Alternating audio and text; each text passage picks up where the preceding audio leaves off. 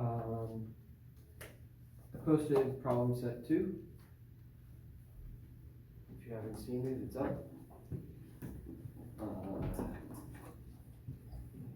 There's a due date on it.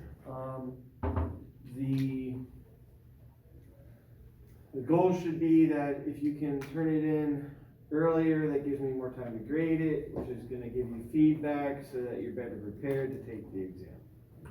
That's my motivation behind doing that the way that I did it.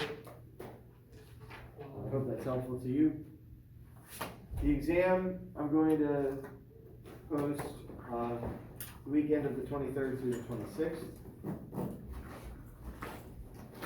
The goal there again is, actually I have to go out of town that weekend. So we're gonna, instead of having classes Monday and Wednesday on the week of the 26th, we'll have class on Wednesday and Friday, because I won't be here on Monday. And I'll ask the Monday students to just come on Friday, and you guys can stay on Wednesday, yes? Are all of the chapters gonna be on the exam? So I think the exam will cover up through chapter 7. Okay. So the material that we're going over this week, I don't think is gonna be on the exam. Okay. This is a starting growth theory, will be on the final.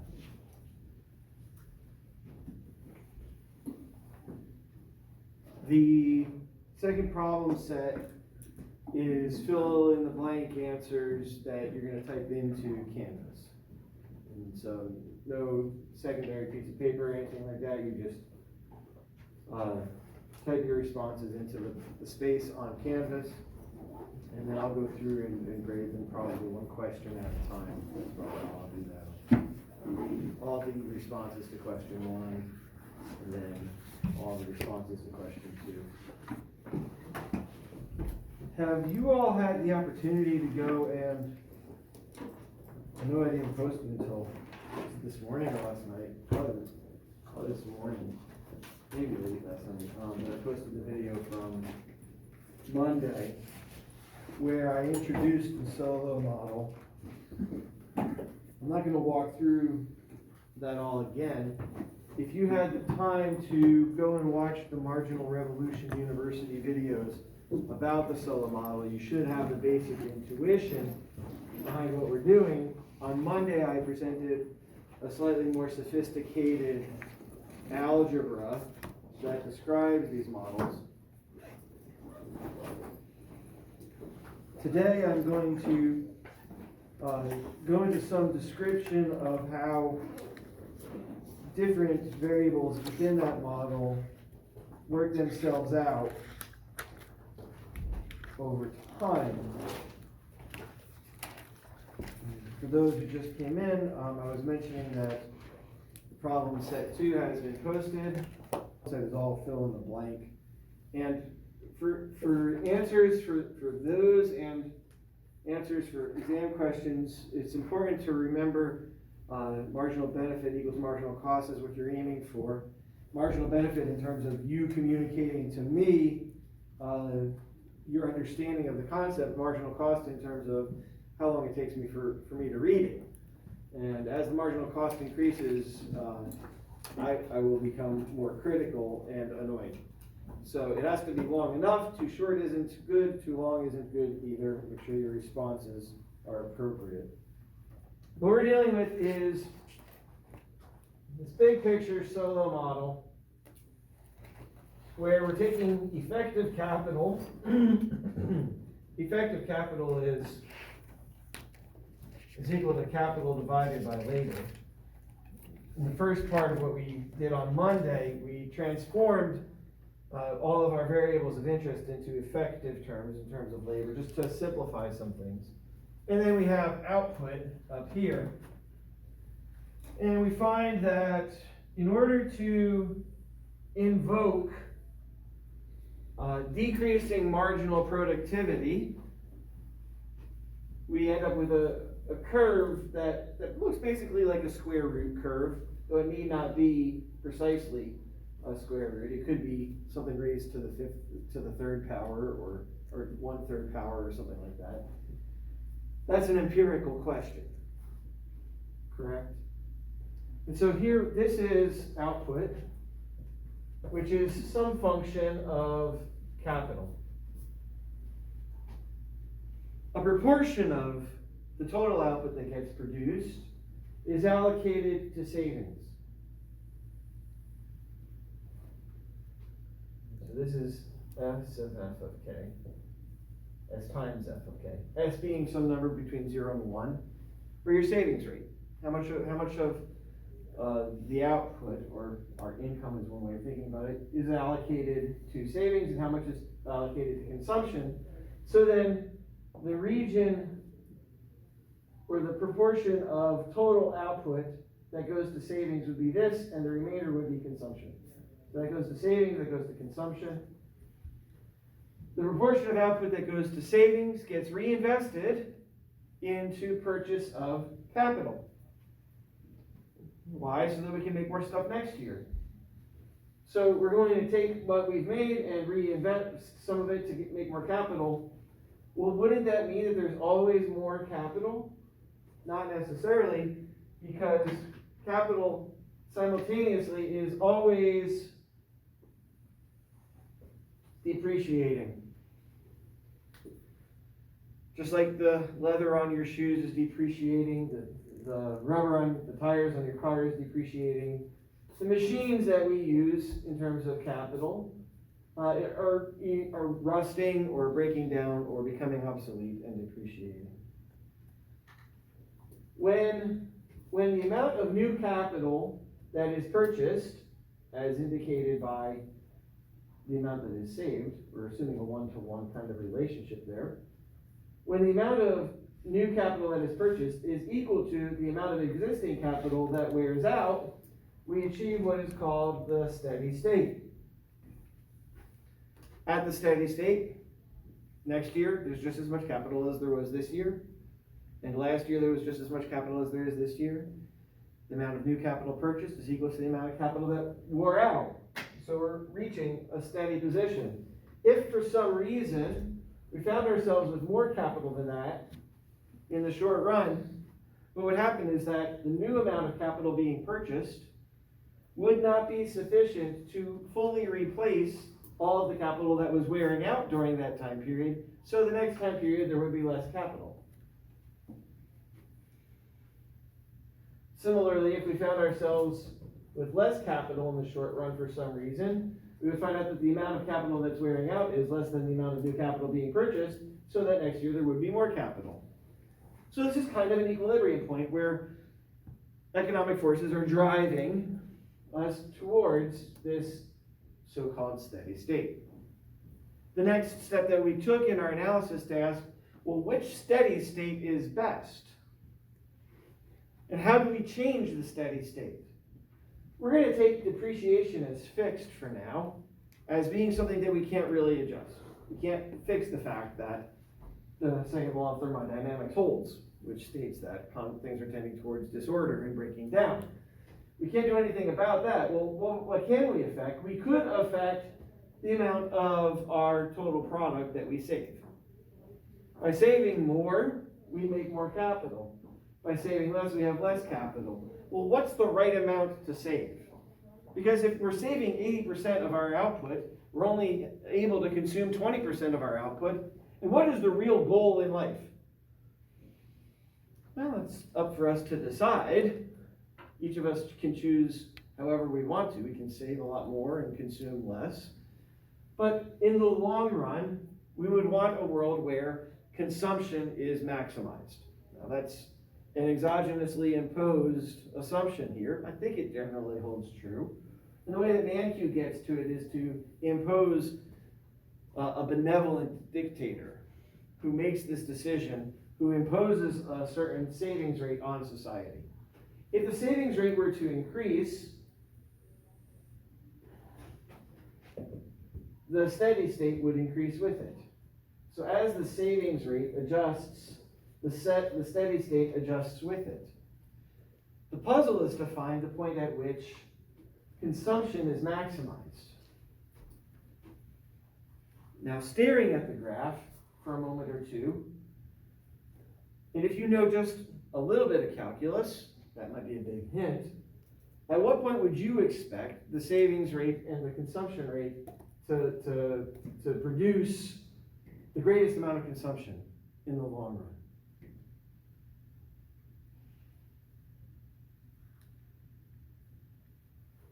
This is similar to the total profit problem, the marginal profit and maximizing profit problem for intermediate micro or intro micro. It falls out that if we take the slope of the depreciation line and find a parallel line that has the same slope as this and is just tangent to our total level of production, that at that point, if we pick the savings rate such that it will intersect with the depreciation rate at that point, then the consumption will be maximized. Let me show this on a separate graph because that's gotten kind of messy. Well, here's our total output. Here's our depreciation rate. And the idea is that we can choose our savings rate such that it will intersect anywhere along the depreciation rate curve. If we choose it here, then consumption will be the difference between here and here. And consumption will be this much. If we choose here, consumption will be this much. So we want the point along this curve such that the gap between this curve and this curve is the greatest. And that's when consumption will be the greatest, and that happens to be at the point where there's a line that is parallel to this line that is just tangent to this line. And that maximizes consumption. Identifying that, then we choose the savings rate such that consumption is maximized. This we don't call just the steady state. We call this the golden rule. Steady state. Why the golden rule? Because under this set of circumstances, the amount of consumption that I'm going to enjoy today will be equal to the amount of consumption that you get to enjoy tomorrow. Or in other words, the amount of consumption that my generation is consuming will be equal to the amount of consumption that your generation is going to be able to consume, such that we are doing unto others as we would have done unto ourselves, which is the old golden rule. Now that comes out of several different religious traditions, but it's also something that the utilitarians built into their models. And economics, in large part, came out of the utilitarian point of view. Not necessarily joined anymore, but historically there was a tight relationship between utilitarianism and economics, particularly for John Stuart Mill and Jeremy Bentham. Any questions? So this is about how far I got on Monday. And then we started to, then the next thing to do is to start asking some questions. So if for some reason the steady state is greater than, if for some reason our savings rate has us, and our steady state currently is at a level that is greater than the golden rule steady state, what happens if we move back towards the golden rule steady state? What happens in terms of our other variables? What happens to the amount of capital? What happens to the amount of output? What happens to the amount of consumption and investment, and so on? So we begin by thinking about investment. We think about investment over time. And if we shift the amount of capital, if we choose to decrease our savings rate so as to achieve the golden rule steady state, then in the short run, our total level of investment falls. And then thereafter, it sort of smooths out. It asymptotically approaches the new steady state level of investment. A lot of things happen asymptotically in economics. In the meantime, as a result of shifting from this savings level to this savings level, our consumption changes. the amount of consumption that we were enjoying before was not the best that we could do. In the short run then, we're gonna save a lot less, and we're gonna have a lot more to consume in the short run, but then afterwards, our consumption level will smooth out to a new asymptotic level that is slightly higher than the old level that we were at.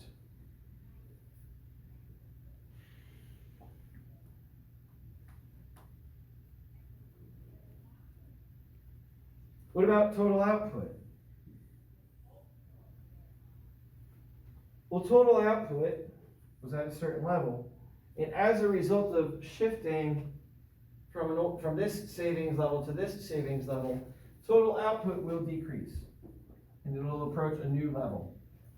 It gradually does this. It doesn't have like a level effect the way that investment and consumption have, because most of the capital in society is already there.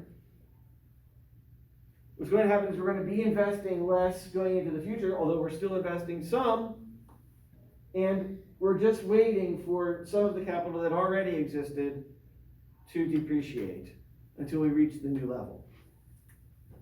So these kinds of dynamic graphs show us what we ought to expect to happen in the rest of society when there has been, in this case, right, a change in the savings rate.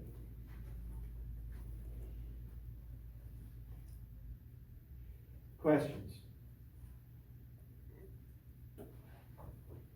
Okay, so in this case, we are going to decrease the amount of savings. What if we had instead started in a world where the savings rate was less than the golden rule savings rate, such that we would want to increase the savings rate in order to achieve a greater amount of consumption? How would that dynamically work out? I'm going to give myself some room here. For investment, what would happen is that in the short run, we would see a big increase in investment. We would move from saving this much to saving this much. So that change is the change in the amount of investment that we're going to do. And then it'll gradually level off to a new amount of investment in the long run.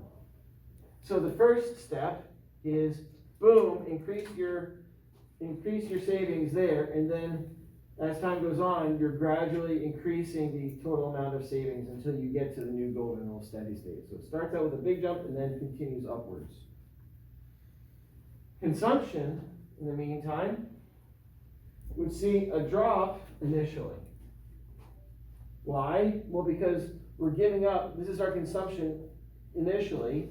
We're going to stop consuming as much. We're going to increase our savings rate, and come up to here. But then as we move to our new golden rule steady state, our consumption will increase again and eventually be higher than it was initially. So it starts out with a drop and then starts to increase and eventually levels out above what the old consumption level had been. So that this is the goal, is to increase our overall consumption. What about output? Output, similarly, starts from here, and then as we increase our savings rate, our output will grow gradually. So our output grows gradually to a new total high level of output. And this is the kind of dynamics that emerge when we increase the savings rate to arrive at the new golden rule steady state. The next major leap that is made in the overall analysis is to talk about changes in population. Because so far, we haven't said anything about changes in population or how the number of people in society matters. As a matter of fact, since we've been talking about effective capital, we've been talking about capital divided by labor, we've kind of been assuming labor is held constant through all of this. Now we're going to change the amount of workers in society. We're going to change the population. When we change population, we use the letter N to talk about a change in population. Why? Well, the number of people that we're talking about. And we can assume that population growth might be around 0.01, or about 1% a year. This isn't always true. Different societies have different population growth rates. Can you think of a country that has a decreasing population? Japan? Yes, Japan is one of the most famous countries that has a decreasing population. Why? And the answer is kind of simple. People aren't having children, right? How many of you come from a family with more than 3 children? There's you and 2 other siblings or more. Okay, not very many, right? How many of you come from, you're the only child? Any of you the only child? 1 of you, okay. How many of you, there's 2 children? It's the most common, right? They say that there's about 2.3 children per household. I always looked at my little sister and said, you're the 0.3, okay? Right? Why is it that people are having fewer children? Why is it that people are having fewer children? We'll get to the answer to that in a little while. And then there's another slightly different question that's completely normative, and that is, should you have children? And I don't know if anybody is having that conversation about whether or not we should have children, and whether that's a conversation that you have within your own communities. It's one that I think that my community at least ought to have more often, coming from the guy who only has 2 kids. I've got a lot of other kids, former students. I talked to a former student on the phone yesterday, a kid who I taught in high school, who's now in his mid-30s, and he lives down in well, I'm not going to say exactly where. He hustles. He does a lot of side jobs, right? And so he just discovered the Nextdoor app. You ever use the Nextdoor app? You know what I'm talking about? It's an app that's just like for your local neighborhood. And he posted that he would be willing to haul junk for people. And he got a whole bunch of people asking him to haul junk. He was only charging $30 a load, so he upped his price to $80 a load. Smart kid, right? And he was still getting a ton of business. So he thought he would charge $120 a load, and a lot of people were saying, well, that's a little too much. And so he said, I figured out a way to find out how much people are willing to pay. I post on there that if they want a small load, I'll bring my small trailer and I'll charge them $80 for the load. If they've got a large load, I'll bring the large trailer and it'll be $120 for the load. And what's the trick? He doesn't have a large or a small trailer. He only has 1 trailer. That's right. He only has 1 trailer. In microeconomics, you learn that that's called perfect price discrimination, right? And the fact that it emerges in the wild like that is amazing to me and awesome. Okay. I nerded out and laughed really hard.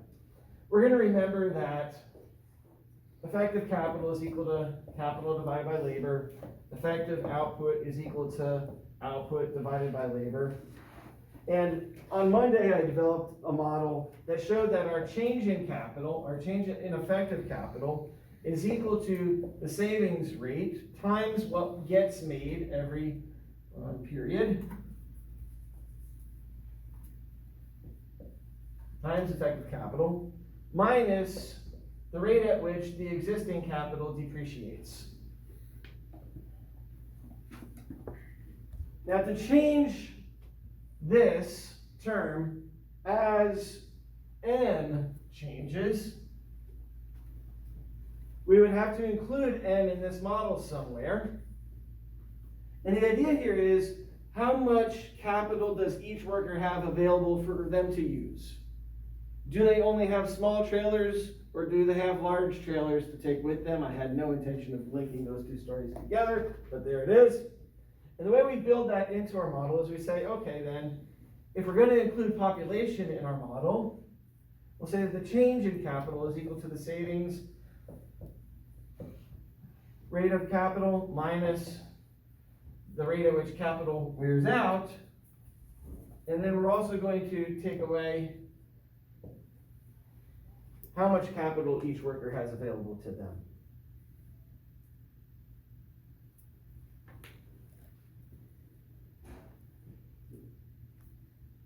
And then we do algebra, because algebra. So we combine these 2 terms. And so we say minus delta plus n times k. Notice the sign drops there because I bring it outside, okay? So then the change in capital is equal to savings rate times capital minus this term. And notice, here's our delta, which had been this line in our model before. Well, if I'm also going to include labor, then and labor, notice there's no functional element between it and capital. It's just a rate. Here it's 0.1, for example. In the same way that delta, the rate of depreciation, is also a constant. So then I would build another straight line a little bit higher up, and that would be delta plus n.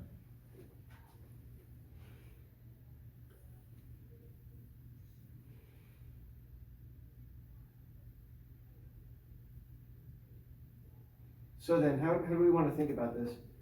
If we're going to keep the rate of depreciation constant, but as the rate of population growth varies, if the rate of population growth increases, in order to maintain the same amount of effective capital per worker, the savings rate would have to increase.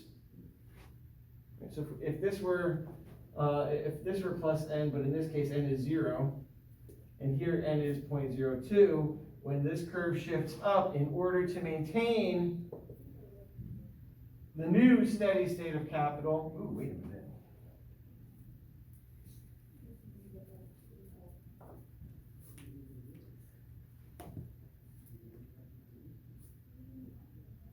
In order to maintain the same steady state of capital, suppose this were original, no, I'm gonna have to start over. It's getting really messy. And I just had an intuition about this while I was doing it.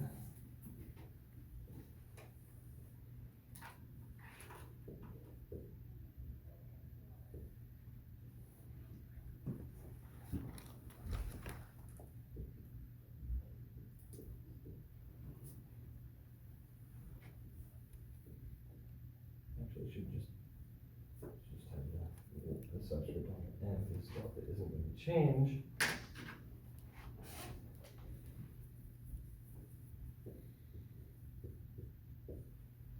If this is our original steady state, and suppose that we're already at the golden rule steady state, if the rate of population growth increases, what should we expect? Initially, what will happen is that in order to maintain this same steady state, savings will have to increase. But notice what happens. The reason why this is the golden rule steady state is because this line is parallel to this line. When the rate of population growth increases, that causes the slope of this line to become higher, and so then the new steady state level of growth will be lower. And so we will choose a savings rate more like this. So our savings increases, but not as much as we had expected. And in general, the consumption per individual has decreased. As population increases, consumption per individual decreases. That just makes sense. As population increases, output may increase because there's more workers to do the work.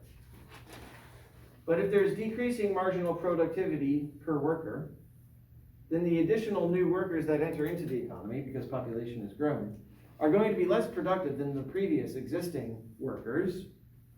And so the amount of output that the additional workers make is less than the previous workers were making on average.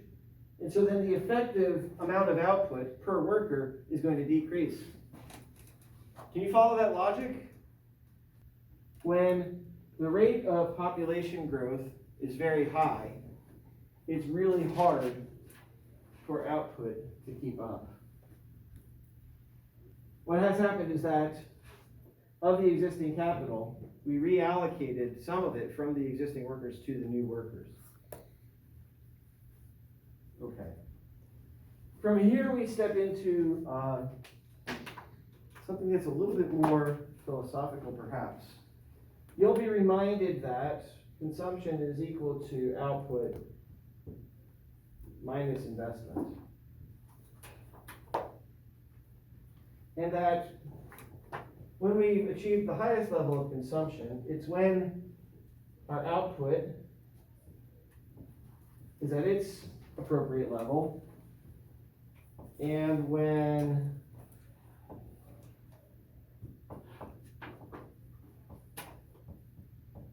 depreciation and population growth is at the appropriate level. Consider this. Consider that the marginal product of capital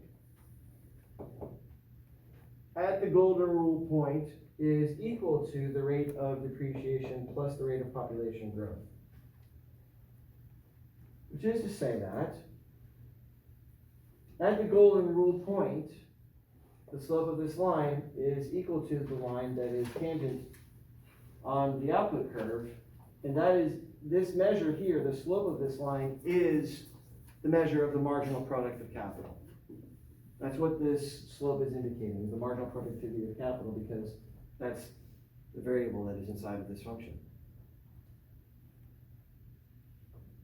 We can play with this for a second and say, well, then marginal productivity of capital minus depreciation is the rate of population growth. Articulated, this is basically saying that the marginal productivity of capital net of depreciation is equal to the population growth rate. If the population growth rate is really high,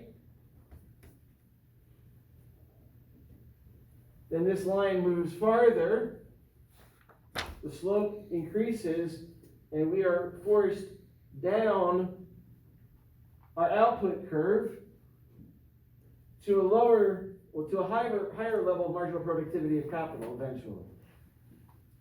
We don't necessarily want higher rate of marginal productivity of capital, we want the right rate of marginal productivity of capital. In the long run, what happens here is that a high population growth rate leads to poverty. Usually the next step when we're developing these models and playing with them is to give a somewhat more concrete illustration of it. So we'll use the Cobb-Douglas production function to talk about it.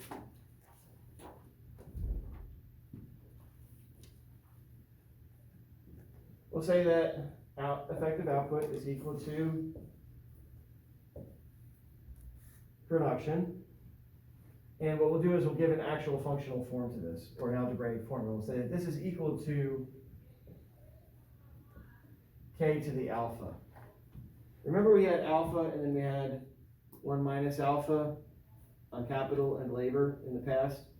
Well, now because I'm only using k, it's just alpha. If I wanted to solve this, this equals this for capital, I would find that y equals k to the alpha. Well, then how do I get just k without the alpha on it? I have to multiply or raise both sides to the 1 divided by alpha power. And so then k is equal to y to the 1/2.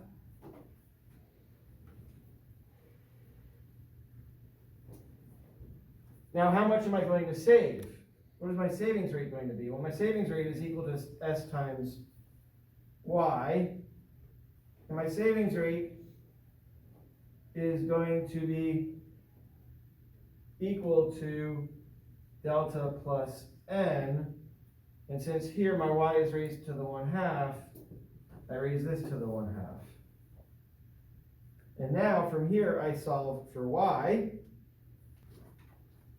There should still be a y here. That's where I went wrong. I'm sorry. Y to the 1 over alpha. Because s is equal to this. If I divide both sides by this term, I'm left with s over delta plus n times y equals y to the 1 over alpha. If I divide both sides by y, then I have s over delta plus n equals y to the 1/2 divided by y to the 1. 1 1 over alpha.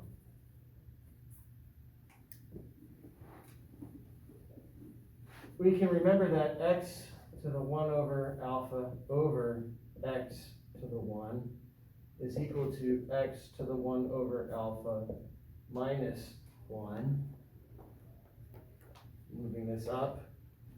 1 over alpha minus 1, if we want to normalize this, we multiply the 1 by alpha over alpha, so we get 1 over alpha minus alpha over alpha. And then x is equal to 1 minus alpha over alpha.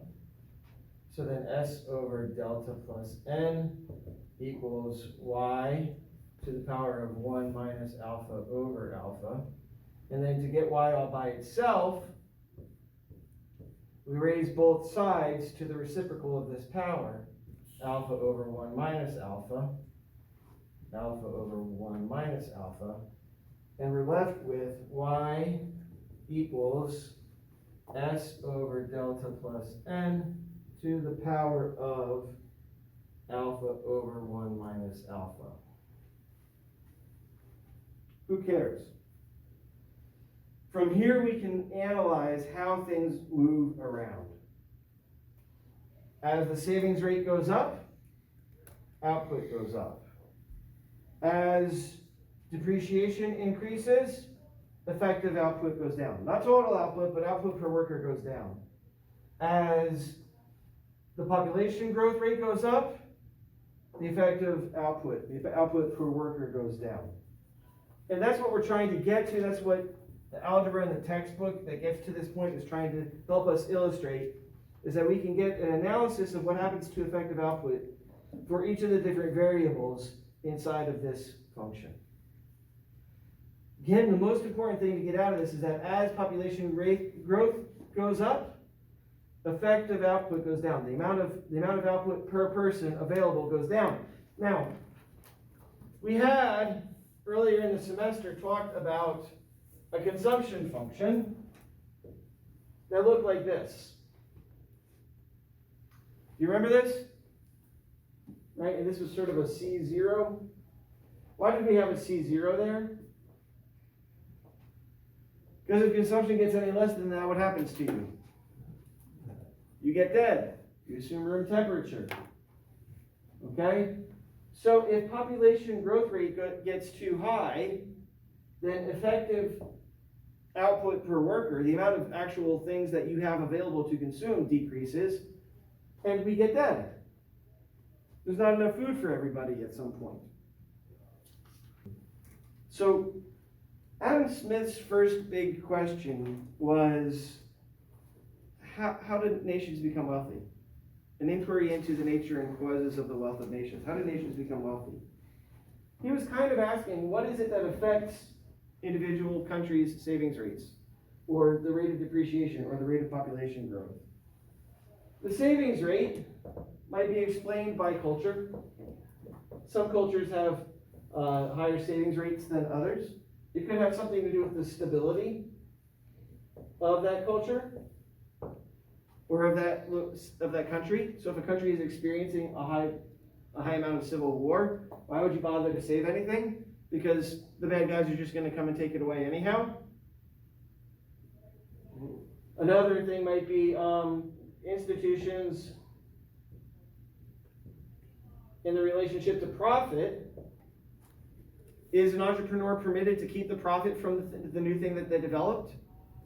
If yes, then they have an incentive to come up with new ideas. But if that profit is always expropriated, then that takes away the incentive to come up with new ideas.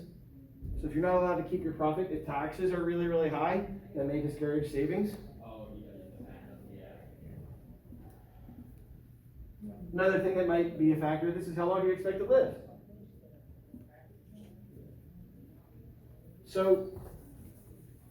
So average lifespan has been increasing in many countries. Well, that means that people have to save more for retirement because they don't want to have too much life left at the end of their money. Okay. What about the rate of depreciation? What could affect the rate of depreciation? Well, the rate of depreciation tends to be relatively constant. If we come up with better, more stable ways to make capital goods, that would be good. What about depreciation of human capital? What if the things that you're learning in school this year are not going to be useful to you in 10 years? Or next year, or tomorrow, right? Then your human capital is depreciating rather rapidly. What else could cause depreciation to increase rapidly? If you've got a country with a lot of big factories, a lot of capital investment, a war that destroys all of that capital would blow your rate of depreciation up in the short run with it. So there's massive depreciation. That's part of the reason why the United States was able to be so productive after World War II. It's because nobody else could make anything because they didn't have any factories, because we blew them all up. We had a big head start there. What about population growth? What affects the rate of population growth? In part, it's culture. And in part, it's wealth. I have a friend whose daughter married a really wealthy guy who has a degree from Harvard and is a trust fund manager and all this. And he's sort of nudged her every now and then saying, so, you know, when are you guys going to have kids? Because he's looking forward to having grandkids. And she said, oh, Dad, only dumb people have kids. Wow. But it's kind of true. It's kind of true. Why? If you're a highly skilled young person and you're thinking about having kids, what's the opportunity cost? A year, 2 years, 5 years out of the workforce. Not working, not getting that income. The higher your income is, the higher the opportunity cost of taking time off of work to raise kids. In other words, kids become more expensive. And as kids become more expensive, well, the demand for kids, folks, right? The higher the opportunity cost of having kids, the fewer the kids that we have. This is basic intro micro, right? Huh.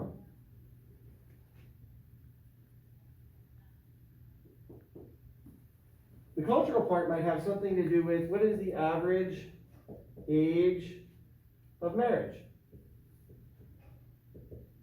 Presuming that you want to get married before you have kids. Not always the case, but that was a cultural presumption in many places. And if the average age at which somebody has kids is higher, then they're going to have fewer kids overall. And it's become the case that people are waiting longer and longer to have children. Now, all of this fits back in, doing all right, to the Malthusian dilemma.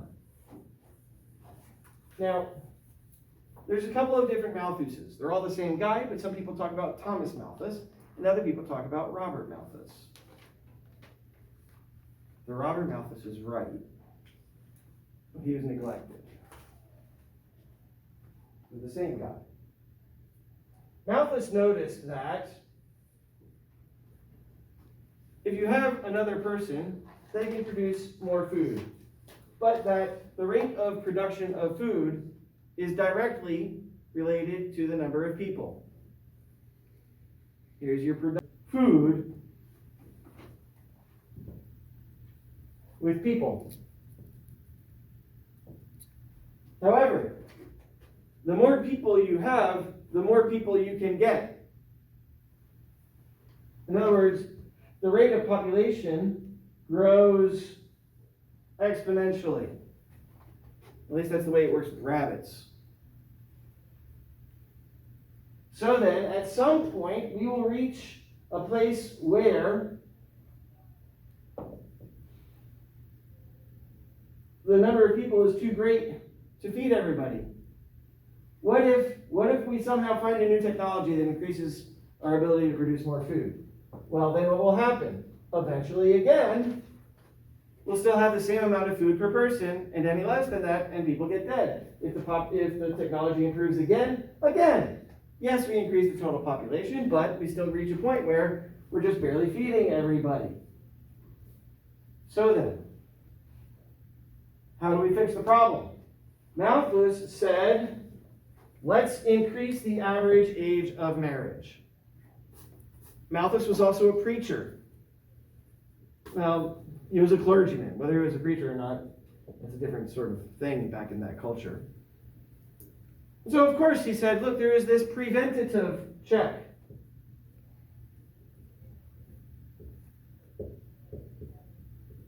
On population, and that preventative check is to delay the average age at which someone gets married. The positive check on population growth is simply that there's not enough food anymore. The positive check is just people starving to death. Either we use the preventative check or we're going to have the positive check. Those are the opportunity costs available. Okay. Well, how do you increase the average age of marriage? Do you change human beings and human nature? Do you change people's appetites, especially in relationship to what Malthus called the passion between the sexes? In other words, can you really expect people to abstain?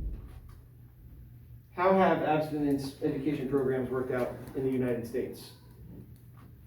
Mixed results. See, he didn't expect abstinence to work. He had no presumption of abstinence. Also, birth control was illegal at the time. No birth control. There was one form of birth control, though, that did work pretty well. Can anybody guess what it was?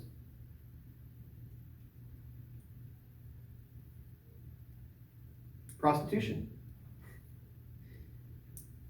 Either we increase prostitution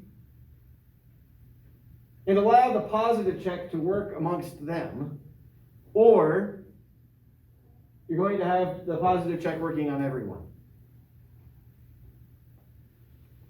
Okay. Now that has opportunity costs of its own, doesn't it? Prostitution. Stephen Landsberg, an economist, writes about how more sex is safer sex. He says that if you're in a society where there is a strong stigma against promiscuity, then, and that is maintained amongst women primarily. Why women? Why do women have a strong culture against promiscuity? Because they want to make sure that the daddy of their child is only the daddy of their child and not the daddy of somebody else's child as well, because they want the resources from the daddy, right? This is economics, folks. Whether you believe it or not. Okay? And so there is this cultural enforcement against promiscuity, which means that the men, when they wander, all wander to the same place. Right? They all wander to the same prostitute. And the prostitute is the one who gets called a witch. She lives on the outside of town, and she's called the witch, right? Okay, she's a witch. Well, in that case, sexually transmitted diseases spread much faster because everybody's drinking from the same dirty well.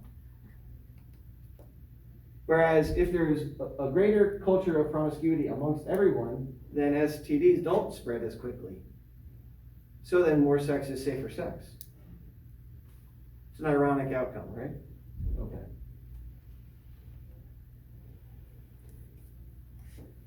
In the same time period, there was a question about charity. Now, population started growing really fast in Great Britain around the early 1800s. And people were wondering, what do we do about this? There's a lot of poor people, and I have to look at them, and I'm uncomfortable looking at poor people. That's really the attitude. It's inappropriate, but that's the attitude. I don't like looking at poor people. What should be done about it? Well, two things can cure the problem of poverty. One is charity, people who have a lot giving to others, and the other solution we'll come to in a minute. If you give money to the poor people, then what happens? The preventative check or the positive check doesn't work. Those people don't get dead. Which means that now there's more of them competing for resources with the elite class, and that's a bad thing for the elites. They don't like that. So they say, we shouldn't allow charity because it just allows poverty to increase, and that threatens us, the elites, with our wealth. We don't want that. So don't allow charity. Another thing that also can work is specialization and division of labor. By increasing markets, each person finds their own comparative advantage, and even those who are very unskilled or relatively unskilled can contribute in a trading relationship to benefit everyone. But again, the goal isn't to benefit everyone. The goal is to get rid of those non-elite people. How best to do that? Prohibit markets, prohibit charity, and let them die. It got to the point where there was a lawsuit about the distribution of literature related to contraceptives. And the people who were handing out this liberty were arrested because somebody said that it was obscene. The literature was obscene. The people who went to this lawsuit, Annie Besant and Brad Law, sent a letter to Charles Darwin, who was still alive at the time, and they said, Darwin, could you chime in on the matter? What do you think about allowing birth control or contraceptives? And he said, I'm too sick to come to court. I'm old, I'm tired, I'm not coming. And anyway, I would argue against your case. I would argue against allowing the use of contraceptives. Why? One, because only the elites will use it because only they can afford it. And then that'll reduce the number of new elites in the future, and what we want is more elites. Secondly, we should just let the poor people have as many kids as they want, and then the ones that are high quality amongst those poor kids will arise and survive, and the rest will just die, and we ought to allow that, survival of the fittest. That was his actual attitude about this. Survival of the fittest. What came to pass was that in 1930,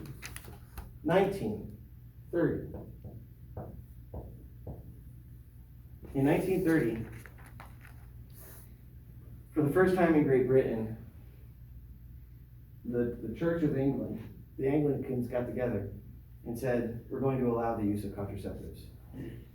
Only amongst married couples and for specific reasons. But it was the first time that any religious organization said that it would be okay to use contraceptives.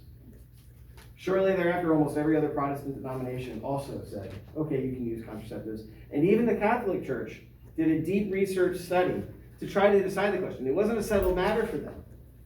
They did a deep study on this. They came down on the decision that they're not going to allow contraceptives. Okay? But that was a peculiar response to this. How do we see an increase in population?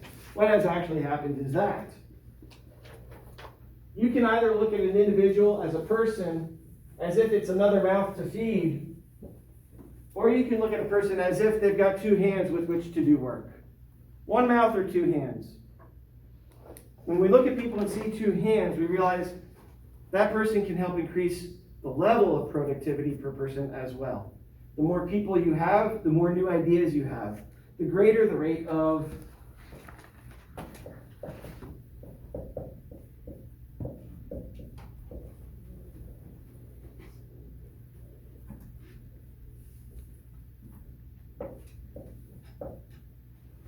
technological growth. Okay. Or the solo residual, which is what the next chapter is about. More people, more ideas, higher level of growth. More people, more specialization. The more that we're each able to specialize in whatever field that we are involved in, and able to be more productive in whatever it is that we do.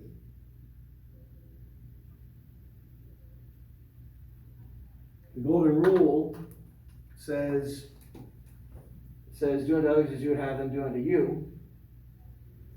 In this way of thinking, markets and technological progress allow for the benefit to flow to the least of these, which is another idea that has been found in religious writings in the past, and it turns out it can also work within economics, although maybe not so well within utilitarianism.